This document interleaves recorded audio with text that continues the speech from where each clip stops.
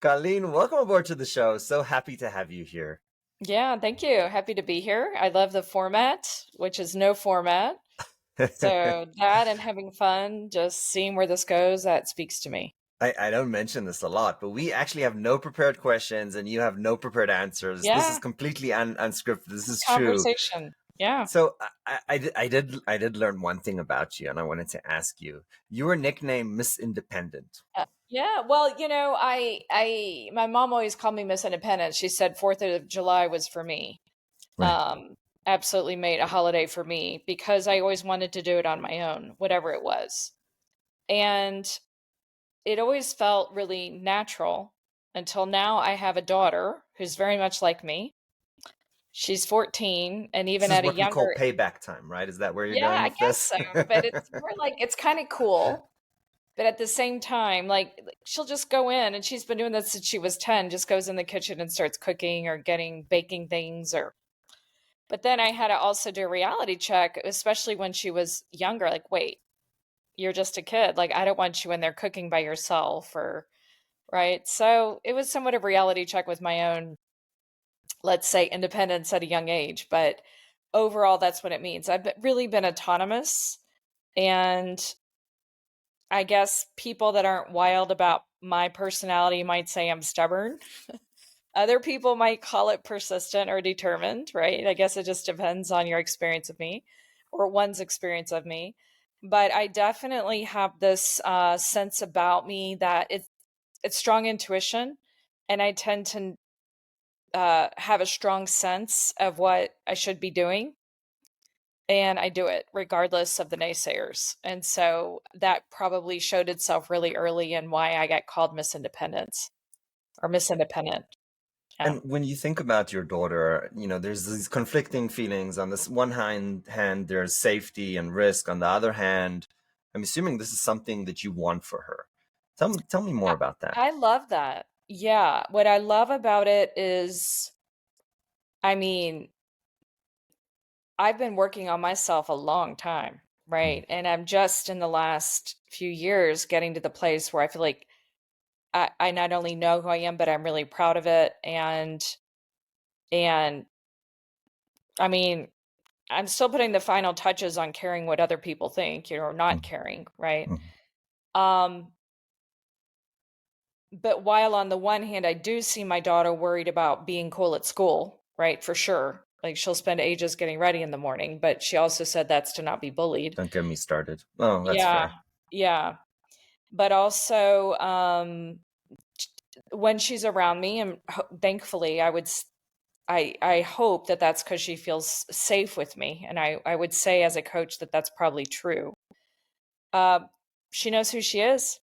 She knows what she wants to do. She knows when. She knows how, and it's just it's a big source of pride for me because I wanted to raise her differently than I was raised. And I see that and what that has meant for me was really honoring. I have two daughters, right? So honoring what each of them is about, whatever that is, like what they're here on this earth to do, that I just pave the way for them to do it. Yeah, And so so I so you're see that. touching a you're touching Yeah. a painful point. I'm a father. I have three kids. On the one hand, you kind of want to guide them, you want to put them on the road. But I'm coming to this point in my personal journey, and this is very real, like happening right now, where I'm like, well, I don't want to like force them to do X, Y, Z. I want them to just start making good choices because I've got like 6 to 8 years until they potentially leave the nest if I'm lucky, and I want to make it all about the choices. So when you say you know them be their selves, right? How do you even Mhm. do that? What's Mhm. the what's the tools, techniques? What's the balance? How do you even think about it? Yeah, it's a great question. Well, as you know, as any parent knows, there's no hard and fast rule for any of this stuff, right? We Yeah. know that. Um, but probably a good example of that would be with my younger daughter, who, as compared with my oldest, has a harder time in traditional school, right, with the traditional subjects. However, you ask her to write a song, sew an outfit, sculpt some beautiful object, etc. She'd blow your mind, especially for the age she is, right? And what I've always said to her is I honor her pursuing any kind of art she wants to.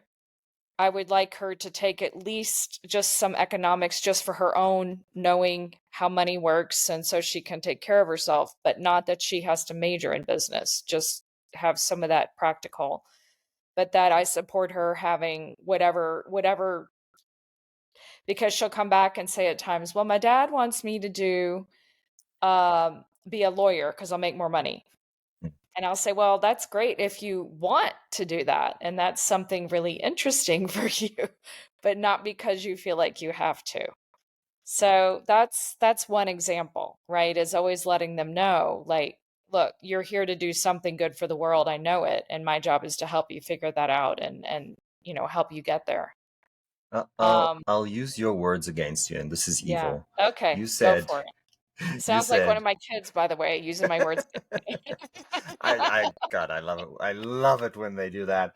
Um, Going through hard times makes us stronger. How do you balance that, letting people do what then, when I say people, I mean little people, kids. Yeah. How do you Yeah. balance this idea of you want to kind of force your kids to get stronger through doing things that they're uncomfortable with, that they're difficult, so they can know, and this is me speaking here, so they Mhm. can know that they can do it. So they can have the Yeah. confidence to know that they can do it and Yeah. not just give up. But on the other hand, you also want to let them flourish in the things that they love. How do you balance those two Yeah, things? well, that is that's really current for me too. So my youngest just started middle school, and she started a really good middle school. Um, and I say that because she was really proud about getting in. She was offered the Mm, place right nice. away during the interview we had. Where and last year in the last she went to a school where she had almost no homework. Even though we would ask them, please give her homework. It's going to be too big of a transition next year. Yeah. And well, I live in France, so sorry, sometimes French words come out, but you would say effectivement, like effectively. It's been a very difficult transition for her, right? Very difficult. And what what I've said to her is I know it's really hard right now, and you are just I talk about the comfort zone. I'm a coach, I can't help it. Some of my tools come back in here. And I say, we need to get this stuff down into your comfort zone, this way of studying, this workload, this routine. You come home, you have a small break, you get going, right? And it will get easier. You just need to go through this. And I said, today, for example, she stayed home, not with, well, we're not, we don't live together. Her father and I, you probably picked that up. But she called me at noon that she had stayed home because she didn't feel well in the morning. Um, and then she said, should I go to school? I'm a little bit better. Should I go to school this afternoon? And I said, well, yeah, because even if ideally you would sit in front of the TV all day in part of your mind, it's going to be less stressful later to go ahead and hear the material now. Right. And so those are some of the conversations we have. Now she's 11. Again, she prefers art any day over math or French grammar or English grammar or any of that stuff. But she, I think she's trusting because then when you were saying, yeah, I let her have a break. When she's done her work, she can go crash and watch her Netflix because she stretched herself quite a bit. Yeah. But it's again, it shifts every day. That was my cat going crazy here. It shifts every day and it means something different each day, right?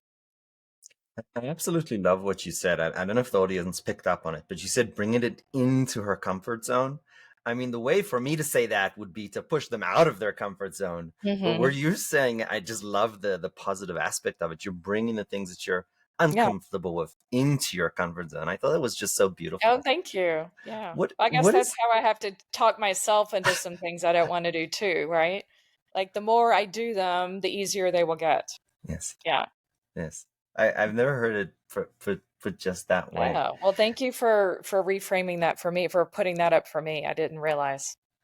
When Yeah. there's another thing that you talk about, which I think is incredibly relevant to what we're talking about now, is this idea of limiting beliefs.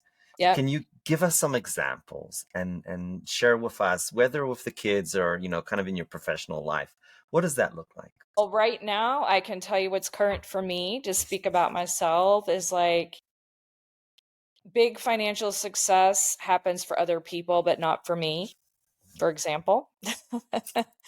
Like, oh, so and so can get hundreds of likes, but not me. Like these are all limiting, right? It could be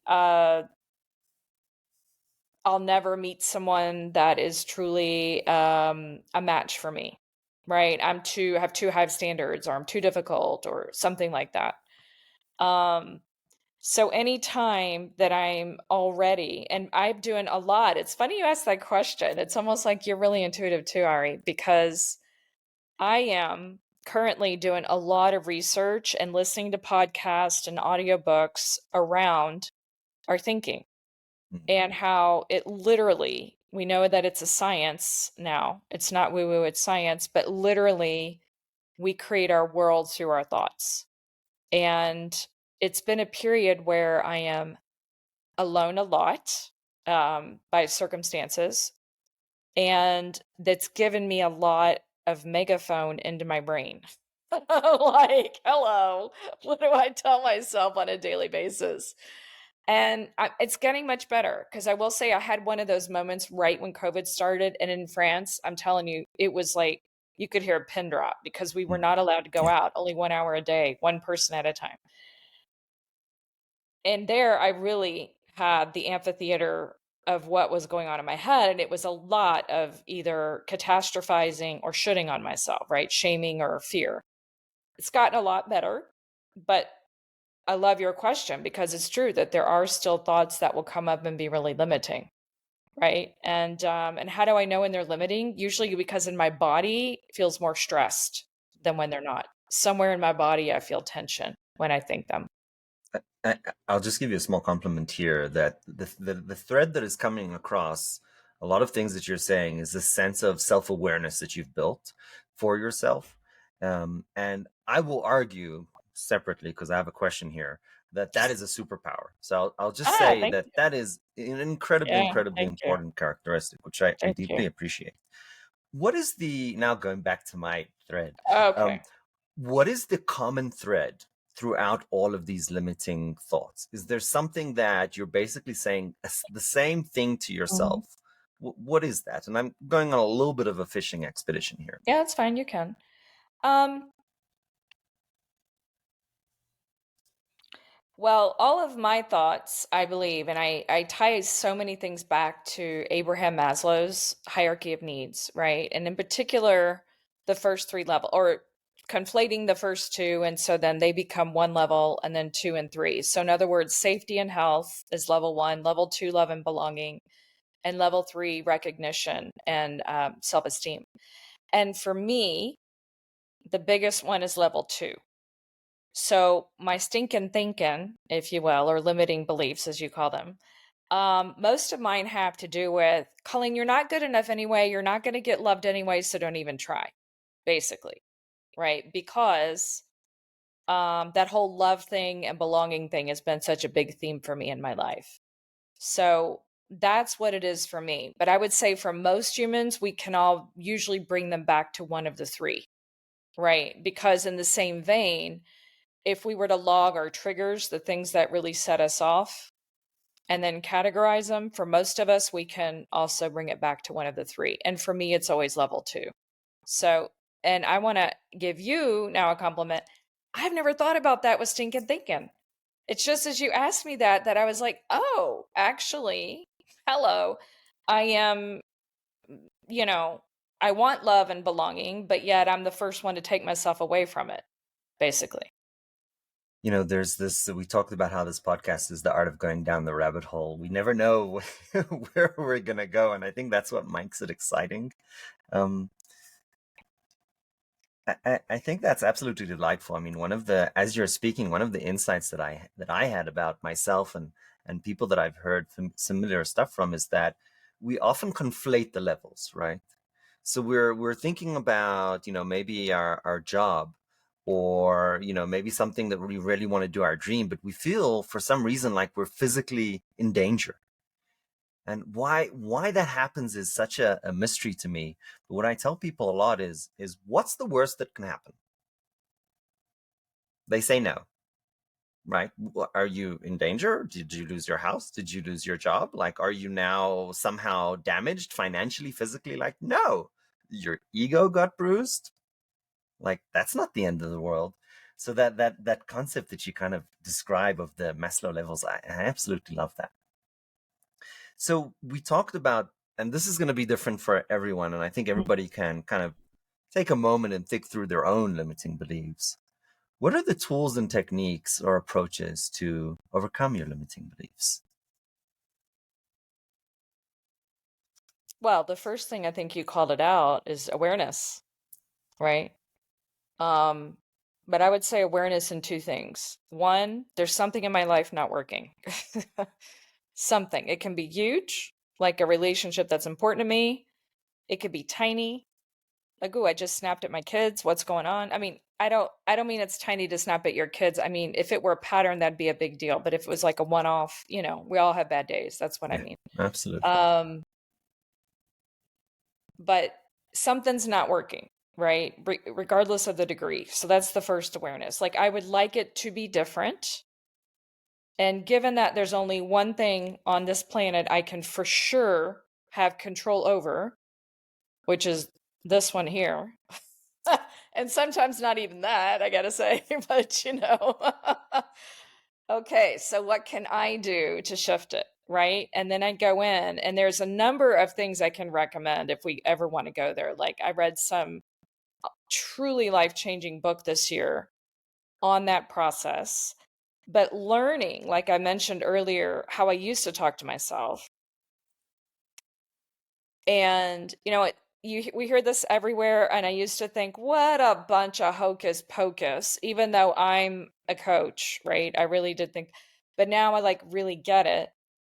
If we want the love, we have to give the love to ourselves, right? And and like, what does it mean concretely? So I did need even help with that. Like, what does that mean concretely? And I've always been good. I'm an alpha woman, type A. I know how to get stuff done. I've been good at, exercising, get a massage, get my nails done, all this stuff that one could say is taking care of myself, loving myself. But the true game changer came when I learned how to speak to myself with gentleness and kindness.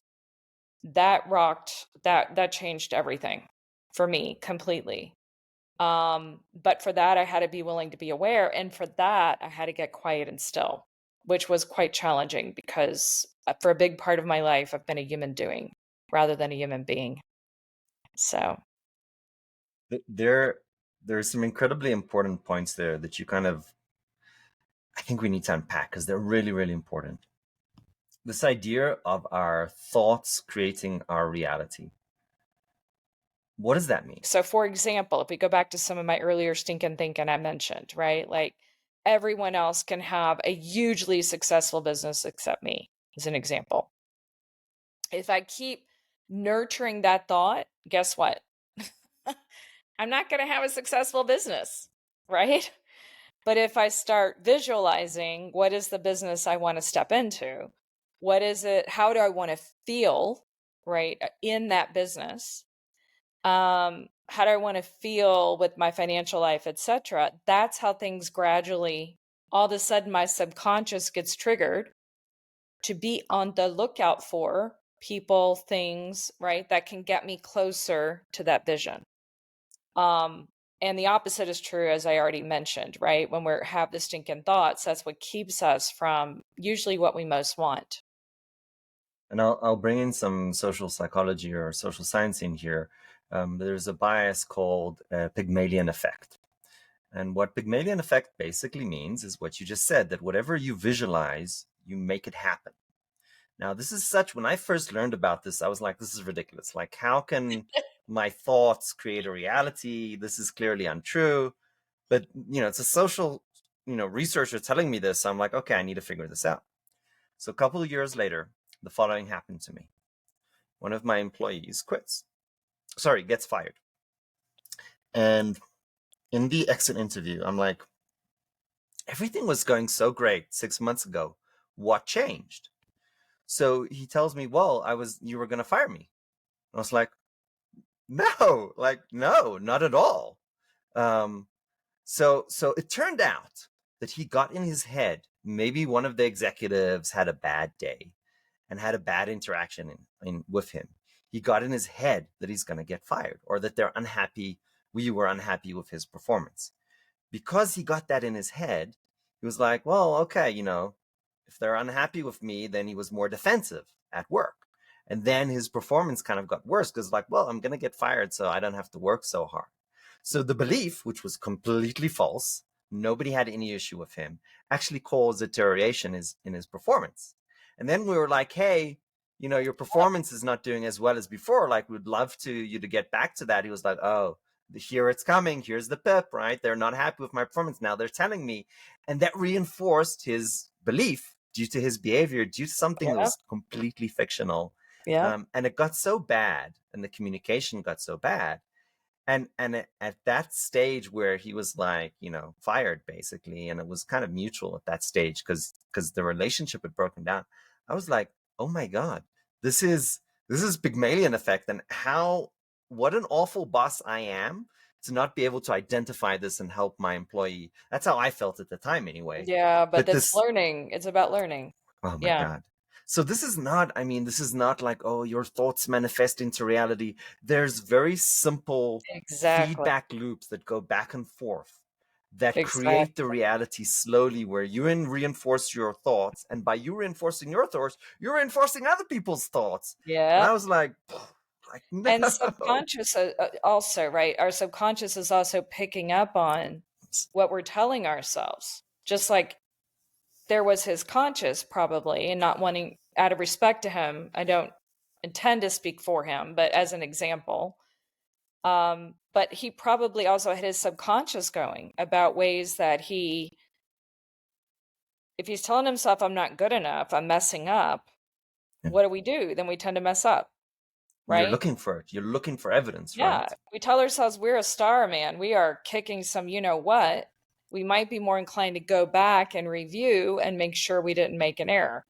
Do you know what I mean? It just goes with it.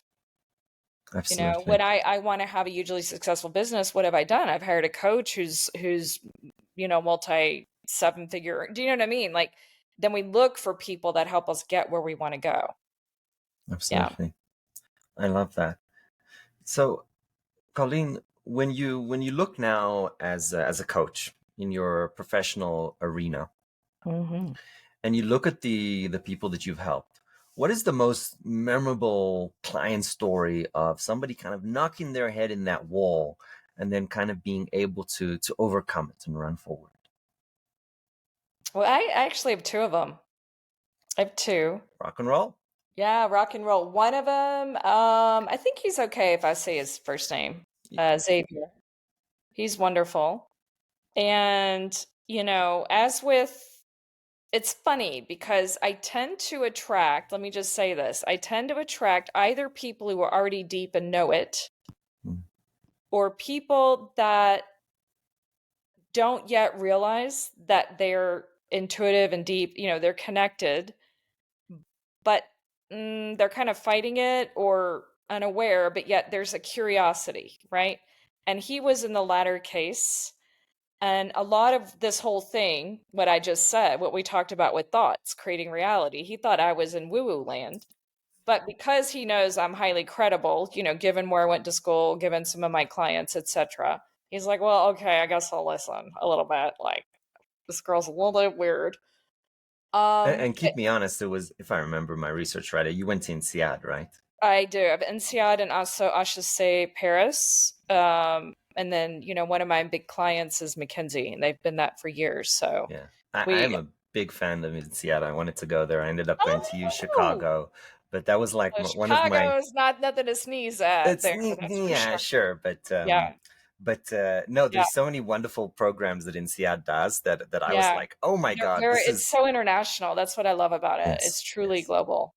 But sorry, Yeah. I completely No worries. interrupted there. No Go back worries. to your story. No worries. But he's a Frenchman who at the time was living in Switzerland. Mm. His partner, Swiss. But Xavier, all he wanted to do was go to New York. And he would bring this up in the coaching, but say, "Oh, it's just a pipe dream, it's never going to happen." His partner, they weren't married, and it's like, how's this going to happen? And then the conversation led to the next where he's like, okay, he put the offer in at work, or like, said, make it clear he wanted this. And meanwhile, we had talked about what can he be doing meanwhile to show the universe he means business. And already he's like, oh, that's a little weird. But it came out that, oh, by the way, he was collecting clutter. And Mm. he's like, I can't bring all this with me to New York. So why don't I start getting rid of it? He didn't know yet that he would be going to New York. He didn't know this, but it was a dream of his. So he every week had this ritual where he would do that. He knew he'd need his driver's license. He didn't have it in Switzerland. So he decided to get his license because he knew it would make life easier when he got to New York. Again, he had no formal offer to go to New York. Well, now he's been in New York like 3 years, and I saw him when I was there last year, and I mean, thrilled, right? So that's one story. And What was he the as a yeah. follow up? What was the serendipity or the luck or the what made it actually click and happen? Well, I think we'd have to ask him out of Mm, respect, fair right? enough. So I wouldn't want to speak for him, but he did say it's the fact that, I mean, I was so positive, like sure about it. Like he just had and I had a similar example in my own life when I was living in Raleigh, actually, and wanted to get back to France and started that process of just cleaning out the house, right? Like every week we'd spend at least an hour, and that this is the way. And I also sent him some quote proof of what I was talking to you about with thoughts, and and because he wanted to go to New York, but he hadn't even asked at work. And I'm like, well, then the answer is for sure not going to work because you're not even asking. So, I think it happened to be with just some of the testimonials I brought forward. And then he's like, what the heck? I have no other reason not to try it. Yeah. I'm pretty sure that was it. Plus, I think he trusted me, right? I think that was the biggest piece. It's the trust building there. Another interesting thing that happens is confirmation bias basically means that you are seeking evidence or events or stuff based on something that you believe or want. So, Mm-hmm. many times confirmation bias works against us because it can lead us astray in decision making. But what's beautiful about your example is by doing that physical activity of clearing up and preparing for this trip that who knows, confirmation bias actually leads you to notice things that could help you get that objective. So it's kind of a really hack kind of positive usage of confirmation bias. I absolutely love that. Mhm. Do you want to tell the other story? Yeah, we can. We can. This is a woman now, and she's also in the second category I mentioned. Actually, highly, highly, highly intuitive. Mm, It was a big leader in a very male dominated industry, although I would argue which one is not, right? Just with respect, but it's true. And so she, like many women I do work with, wanted to suppress her intuition to be more like the men. mm, And her initial request for coaching was literally, how can I be more impactful with them? How can I get mm, them to see me? And so that turned into, the direction we went was actually her hearing herself because she was wanting to get their kudos for being like them. You following me? And instead, what I noticed is she wasn't giving herself kudos for being all how awesome she is, right? With her unique characteristics. So the more she started doing that, and then for me, it just was so clear her intuition was so strong because she's an engineer, very strong left brain, work with many of these wonderful people. Great. That's where the credibility for me comes in because otherwise they're like, oh, what am I getting myself into here? But I would say, why did you choose me? Not in a bad way. Like she was never arguing, but say, hey, you chose me for a reason. If you think I'm woo woo, fair enough, but you chose me. So why'd you choose me?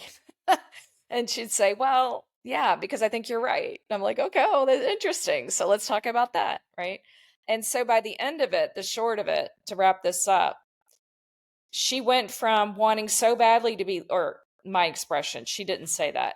I observed in her that she wanted to be validated by this system, which once she got clear what her own values are, what her own truth was, she actually didn't even like the system. She found it toxic and dysfunctional, ended up leaving and starting her own business, right? But she had and that was her dream always. She was afraid to start her own business too. But it's this whole believing in herself more, right? And turning to, they say don't worry what the competition is doing, just be a better version of yourself, essentially. And that's what she started doing. I love that. That's exactly what I told my son. If you're going to compare yourself to some arbitrary like level, that's either failure because your bar is too low, or it's failure because the bar is too high. Either Hmm. way, there's huge risks involved in that. All you have to do is just be a little better than yourself. And if you do that just a little bit every day, Exactly. Exactly. That's the and only keep, valid comparison. I absolutely love that. I mean, I am quite fearful of going into this next topic, so I'll Uh-oh. tiptoe Why? Have I into already it. shown you that my vulnerability comfort zone is huge? It might be larger than my own. Um, Well, we don't have to. I can keep it very G-rated if you want. Yeah. this this idea of women in male-dominated cultures. Oh, there we go. Yeah. Yeah. On the one hand, there's examples that it would benefit to adopt a quote unquote, and maybe it's even unfair to call this a male-dominated behavior, but to negotiate more aggressively for what you're worth to get that higher Hmm. salary. So on the Hmm. one hand, that is a proven thing that can help you get that higher pay. But on the other hand, and keep me honest here if you disagree with me, I think trying to be somebody else that is you're not comfortable with and you can't do well and trying to kind of suppress your own strong suits, that's also a terrible decision. So how do we balance what are the things that we want to borrow, steal versus the things Hmm. where we want to shine through our own Hmm. integrity? Yeah, I mean, I probably will only be able to get to about a thimbleful of this, first of all, because it is the debate in women leadership circles. It is the hot topic, Mm. um, especially given what just happened in US politics, right, a couple of weeks ago and what's been going on for months. Um, but the biggest thing that I would say, and I'm one person who works with a lot of women leaders, but I am not every women leader. I certainly do not proclaim to have, right, the expertise on everybody. But first and foremost, I think there's nothing to your point like authenticity. There is nothing like authenticity. Um, and I like to use the metaphor, probably because I'm a big yogini, but I love to use the metaphor of doing yoga, meaning we are still who we are, but we also stretch to new heights, like you just said for your son, right? Like better than you are. So if we take the example of being empathic, because this has come up a lot in some, I'll use two examples here. One is being empathetic, and the other is self advocacy, because those are some big things that come up for women. Because I will hear from women often, can I be, if I'm empathetic, I won't be seen as a strong leader. And I said, well, that's absolute bollocks. I mean, look at Jacinda Ardern, right? For me, she's one of the glowing examples of a wonderful leader in the world, honestly. But that's a mistake that a lot of people make, is assuming because we're empathetic that we can also make these very strong and important decisions, right? They can go to hand in hand very easily, right? It's not because we're empathetic or in touch with our feelings that we're going to be crying on at the desk all day or something. These are sometimes, I think, some of the images people have. So it's like owning that strength of being empathetic and using it for in service to the greater good, right? Which is what a leader is supposed to do. Um, I tell you an interesting story around self advocacy because that's another hot topic, I will say. About a year and a half ago, this awesome bank, who since then has been a partner of mine, but they came to me and they said, we want you to help us co design a program for our women leaders. And it's about self advocacy. So we rolled it out and we did the first pilot was for women only. It went all like beautifully. And then that was in the fall of 23. And in 24, they said, okay, we're rolling it out now to everyone. And this time we want to be inclusive. We'll bring men into the game. But they were really hesitant because they thought men don't have this issue too. Which, by the way, I hear a lot of people say senior leaders don't have such and such problem and men don't have such and such. And I'm like, guys, I'm promising you they have it too. I also coach men, I can promise you. And so what's the number one thing really stopping us from clearly advocating for ourselves? Because that's a big piece that women are missing, right? And there's different ways to do that. There is in the salary negotiation, like you said, but there's also in being visible, right? There's making sure to have sponsors. There's making sure to have mentors. There always we advocate for ourselves. The number one thing is our mindset. It's not actually how to do it. It's, do I deserve it? Do I look like a you know what if I do it? It's the fear, the limit, the stinking thinking that can block us, right? And so, if I were summarizing, therefore, my answer to your question in a very short, concise manner, I would say the answer is to be fully who you are, sticking to higher level values, period. Like it's really not about what gender we are. Now, what's going to happen in different systems or different societies? Now that's a different thing, right? There's a whole systemic thing going on with women in leaders. Not always, right? Not always, and I think it depends on the generation as well. But it's not because we fully step up to who we are necessarily that everybody else is going to follow suit. We have to be ready for that too. Colleen, we have only one scripted question in this show, and it's the One following. scripted question. One Okay, scripted question. let's do it. And this is a difficult question, but we ask it to all our guests. Okay. If you had to go back to 20-something-year-old Colleen, Yeah. what would you advise her? Mm. You know, I would advise her that she's already enough.